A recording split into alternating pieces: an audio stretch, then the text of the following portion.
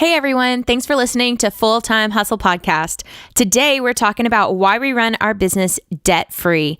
That is kind of a crazy thing for a lot of business owners to even think about, but it's something that has been important to us since day one in business. And so we want to share why we care so much about it and see if it'll work for you.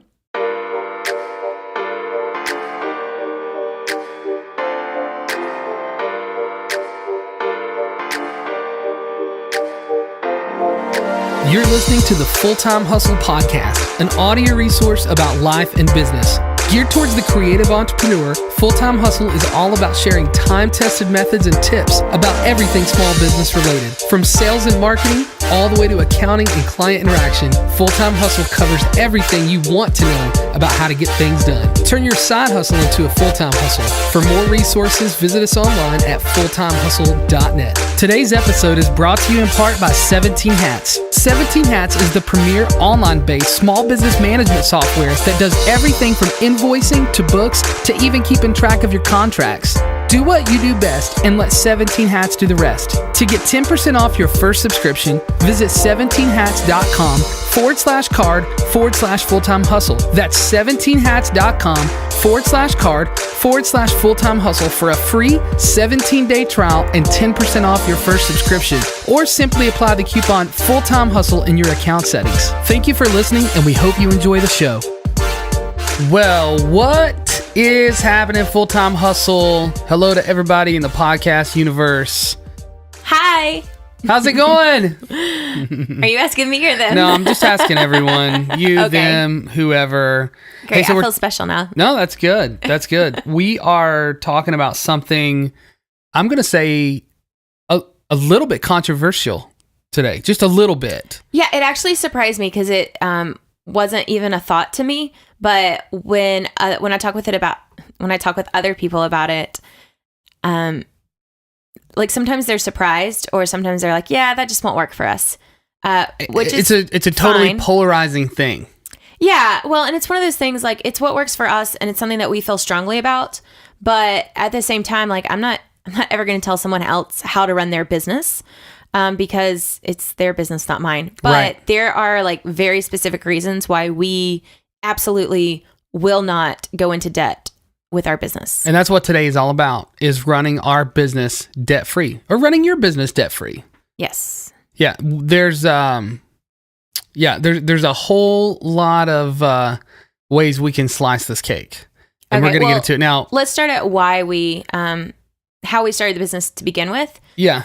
We personally paid off all of our personal debt before we started the business.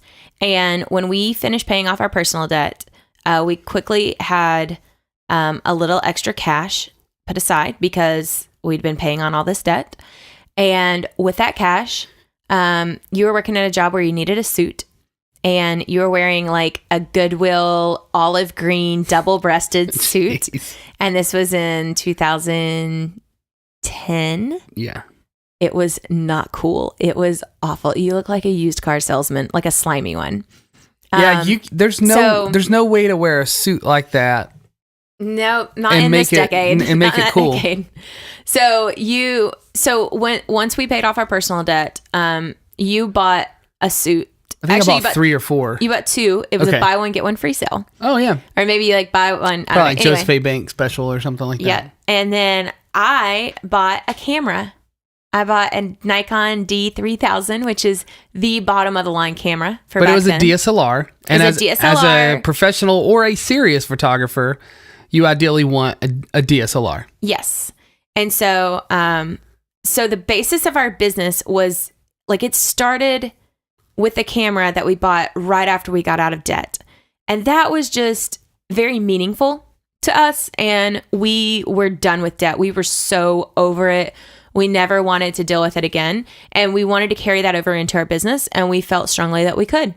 So that was the basis, that like we were so sick of debt. And all the reasons why we got out of personal debt are the same reasons that we don't go into debt for our business.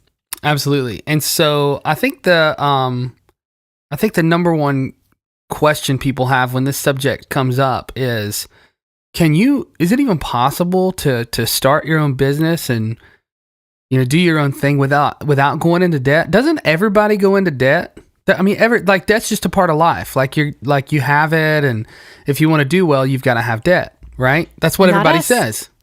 Not us. I mean, I think we've done okay. We're paying all our bills. I think we're doing great. And the truth is, I think it would surprise a lot of people to know that many businesses are debt free. Yeah. For us, like, it makes our life easier.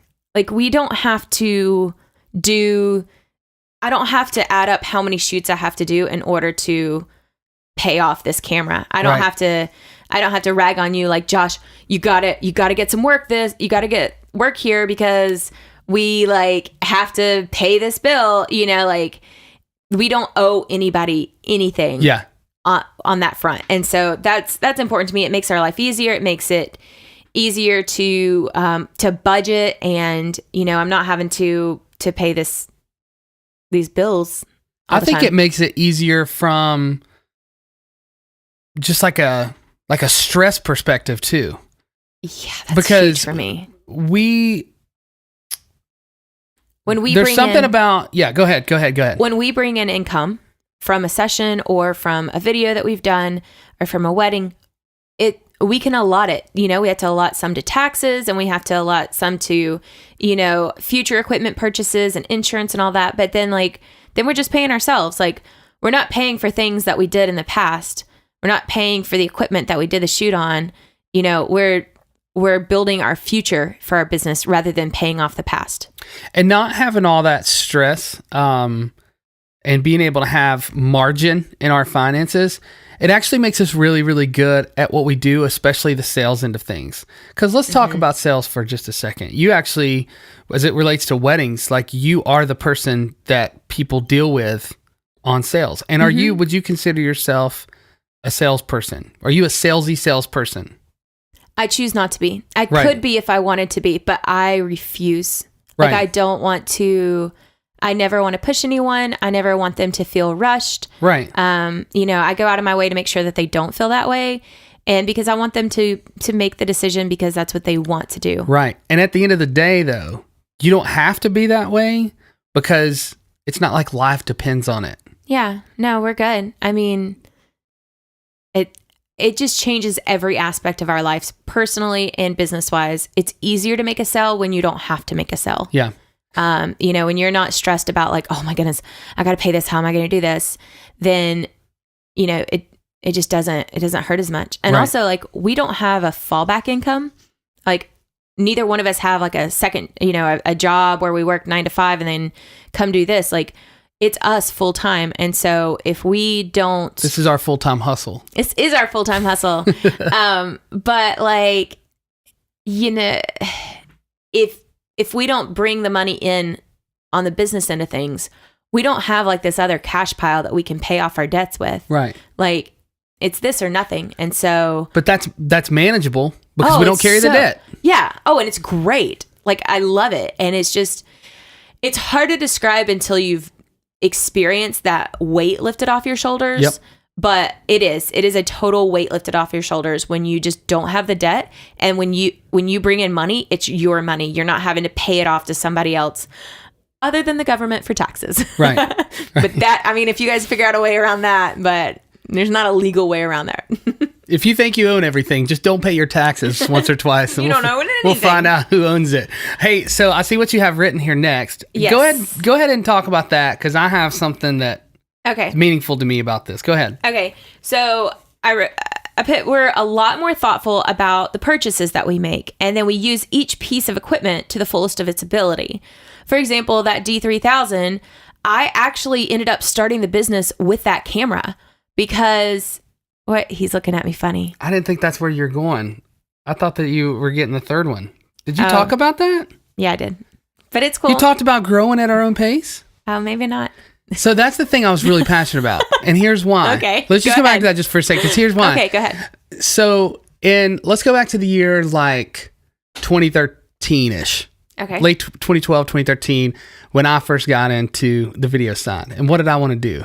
You wanted to buy everything. I wanted to buy everything, and I wanted to book a ton of weddings. Yes. But I didn't, because we had to be able to grow at a sustainable pace. Yes. And can you just camp out on growing on a sustainable pace just for a minute or two? Because that's something that I like to hear you talk about. It's something I think people need to hear, because here's the thing. You hear about these businesses, not just small businesses, not just photographers and small, like 15 or less employees, but you hear of other businesses just blowing up overnight.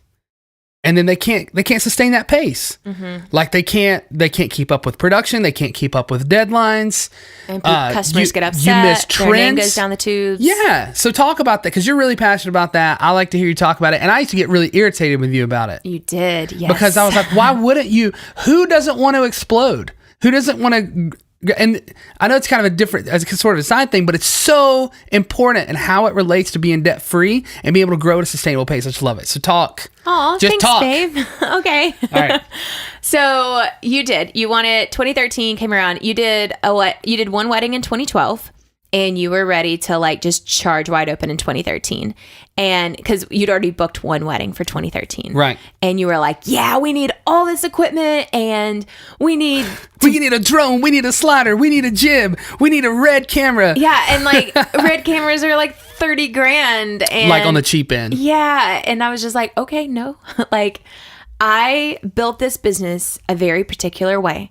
And when I bought the camera, and then I learned how to use it, and then I did sessions until I could buy a better lens, and then I did more sessions until I could buy a better camera, and then I did more sessions until I could buy more lenses, and like each thing that we brought income in went to pay for new things. And 2013 was actually the year that I was supposed to start paying myself for the business, because I had not paid myself at all.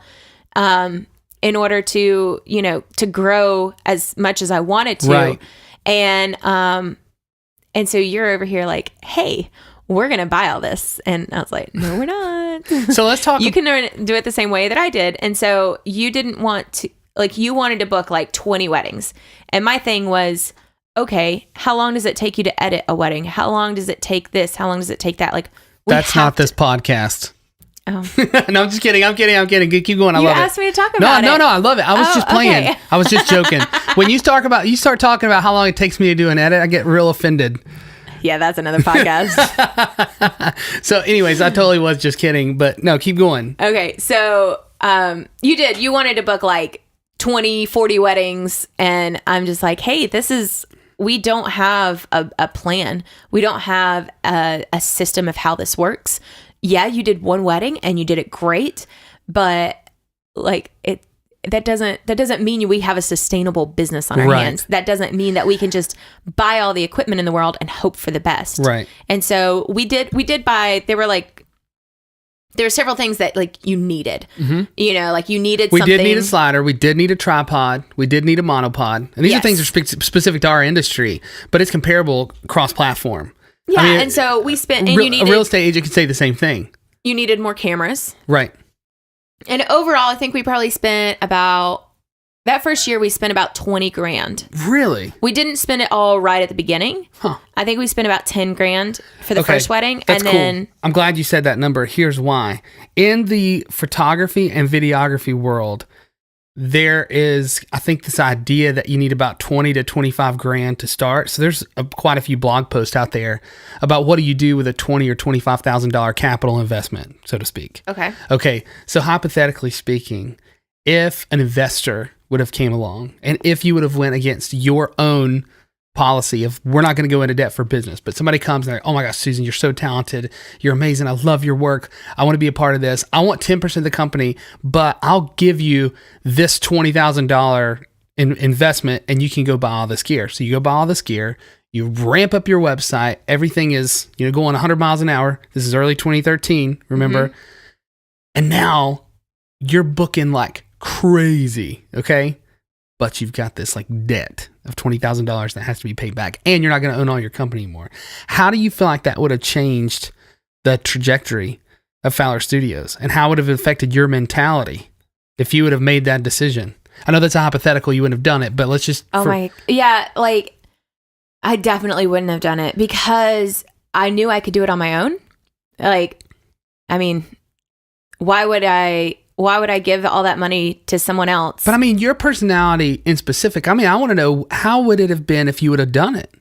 how would your attitude be and how would your mentality be? It would not have been a joyful job anymore at that point. Yeah. It would have been, I feel like my clients probably would have suffered because I would not be there 100% to serve them because I'm also having to serve this other person. What's your biggest emotional need?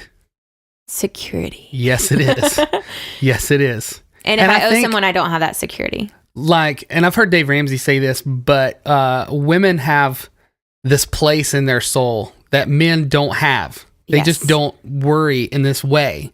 But you guys have this need to be secure. And I just think about He calls it like a worry gland or something. I can't remember the name of it, but it's so funny. It's so true. But there's a lot of people like women are really dominating right now in the not just the workplace in general, but just as being an entrepreneur. Mm-hmm. And I think if you're gonna dominate, you're gonna be the best that you can be. It's important that emotional need, that big need of security, is met. Yes, and to know that like you have to believe in yourself that you actually can do this. You know, because we did. By the end of that year, we had bought 20 grand worth of equipment. We also were able to pay ourselves that year. And we owned it all. Yeah, and we owned it all at the end of the year, and it was already paid for. So the next year, we didn't need to buy 20 grand worth of equipment. That was 20 grand worth of profit that we could make. Right. And I mean, we do set aside enough to buy equipment each year, but like it's adding on, it's upgrading. Right. It's a totally different ballgame than, you know, you just have to get through that beginning part. Now let's talk about all those purchases that we make. Yes. Like, let's talk about the mentality of buying those from the position of being debt free versus the mentality of buying things that we need with the idea of like, oh, we can just put it on credit. Yeah. So I've talked to a couple different people about this. And like I said, we're not here to say like this way is right, this way is wrong, but it's how it affects our business is so, I mean, it's all encompassing on how debt or lack of debt affects our business in a positive way, that I just really think that if you do, you know, buy cameras, even at 0% interest or whatever equipment that you need for your business, whether it's a computer or whatever, I think that you should really, really, really revisit trying to do it debt free. Yeah. For us, like we have cameras, equipment, and things like that, and they wear out. I use them until it would be noticeable by my client. So clients, they don't care exactly what camera you have. Like they may ask, but it's not, I mean, like they don't know enough about cameras to know what is good or bad, but they do know the final result. Like what do their final pictures look like? And so it was important to me that their final pictures, their final product is always looking exactly the same and it's always top notch. And actually it was about a year and a half ago that it started to decline a little bit. Like there was one wedding where I wasn't able to get every shot that I wanted at the reception because it was so dark. And I mean, the client definitely would not have noticed in their final gallery. I got tons of pictures, but I had to work really, really, really hard for those. And my camera was like 6 years old at that point. And I knew that, I mean, it was it was worn out. It was super worn out. I always had 2 extras with me. Normally I carry 1 extra camera. Always had 2 extras because I just counted that this one was going to die one day. And I would at least have a backup when my main camera. Right. Yeah, have a backup to my backup. So that never really happened like you imagined it would. It didn't. It shocked me that it didn't. It is a really good camera, and I took really great care of it. Like when you take great care of your equipment, whether it be a computer or whatever, like eventually it will. Yeah, there's a jet flying over us. Eventually, your things will, you know, be obsolete. Like eventually, you just can't keep your computer going anymore. But you can definitely usually double the lifespan just by taking care of something really well. But I upgraded to my camera now was like, I want to say like $6,500 or something. Let me tell you, there is no difference in my pictures. And that's a good thing. That was my goal. But like, it's just really funny that a camera that I sold for a couple $100s at the end of the day is put out the same quality as the $6,500 camera. And there were specific reasons why I got that new camera specifically when there's other ones that are cheaper. But again, I could pay cash for it. And we will say about this new camera, you can practically take pictures in the dark. in that thing. I can it's take crazy. pictures in the dark. It will connect with new equipment that I plan to purchase in the next 2 years. It'll connect with the flashes and make my life a lot easier, and so that I can just move around a lot easier at receptions. And that's a big deal to me. That's cool. And then also it has that like tracking feature. So when a bride's walking down the aisle, I don't have to keep refocusing. That's my camera insane. will refocus for me. That's so crazy. And that was something that I had to, that I really had to overcome, is taking really solid focus when my bride was walking down the aisle. I really want to zero into, like, we are super thoughtful about the purchases that we make in terms of what goes into it, because it's our money. Like, yeah, it's different than when you like just run a credit card. Talk about your research habit. I try to spend at least 15 minutes researching what we buy. And you just pronounced hours wrong.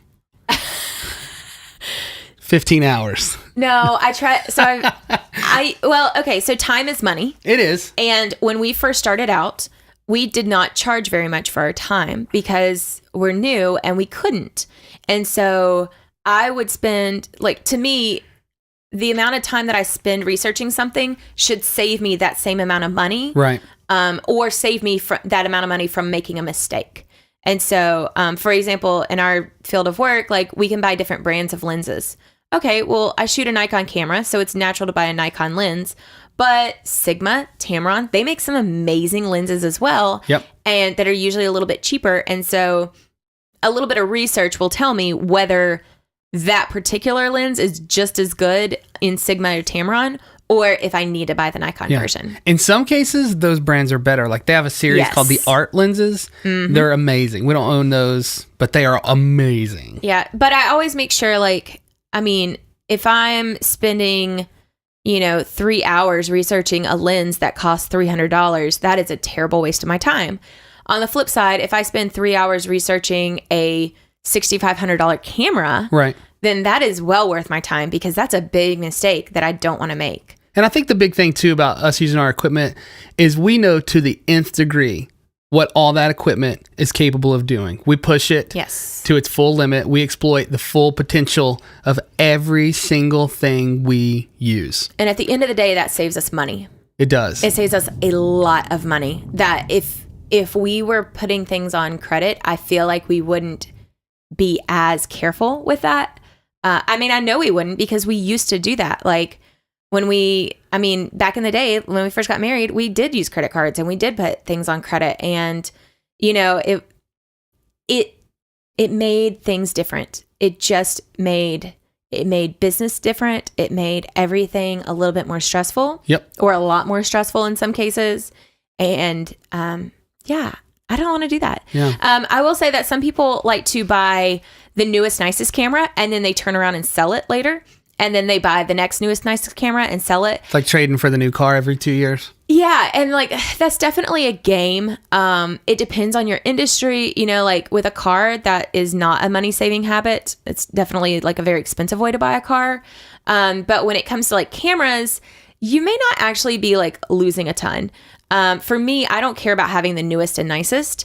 But the person that I was talking to, they did very much care about having the newest and the nicest. So, okay. Like, that's fine. But I feel like paying for it with cash or, from your bank account versus paying for it with credit makes you be more careful on those decisions. Right. So it doesn't mean that you can't have nice new equipment all the time. If you want to be cutting edge and always have new equipment for whatever your job is, that's okay. As long as there's not just like a terrible depreciation rate, and there's not really in cameras. And this person I was talking to is a photographer.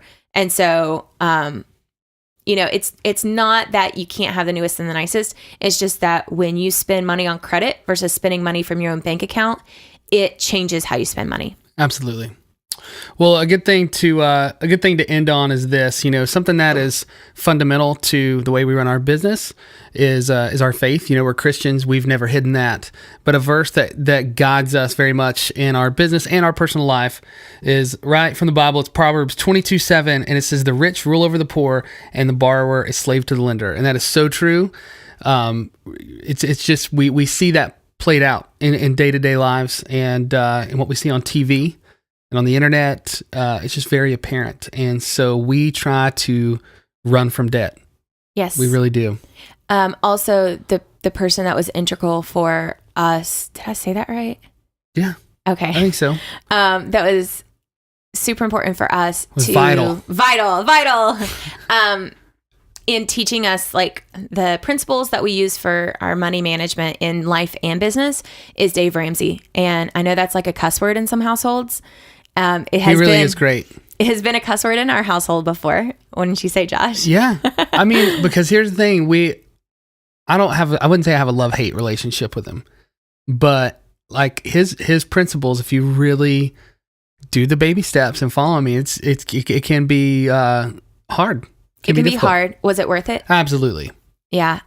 So if you're like, I don't know, this sounds good, I like the idea of being debt-free, at least on a personal level, then check out Dave Ramsey, daveramsey.com. He has a 3-hour podcast every day. It's 1 hour blocks, but there's 3 of them every day. He has a ton of free resources. His books are at the library. It is just so practical. There's no gimmicks. That's what I love about it. When we got out of debt, we didn't actually, so he has a Financial Peace University class that costs around $100 or so. Mm-hmm. We didn't take that class. No. We literally bought a book called The Total Money Makeover. It was like $12. It was very, very easy, very specific. It outlined the steps that we needed to do. The first of which was getting $1,000 in savings. And for us, that was a big mental win when we were able to do that. Oh my goodness. And yeah, we had like $5 to our name and we're supposed to save $1,000 and we're like, how are we going to do that? Yeah. But there was all these like inspirational stories in this book about people who had like 5 kids and they were in $100,000 worth of debt and they made $45,000 a year and they did it. And I'm like, well, if they did it, we can do it. If you don't think you can do it, you can. Even if you're ADD like me and you're all over the place. Here's the cool thing.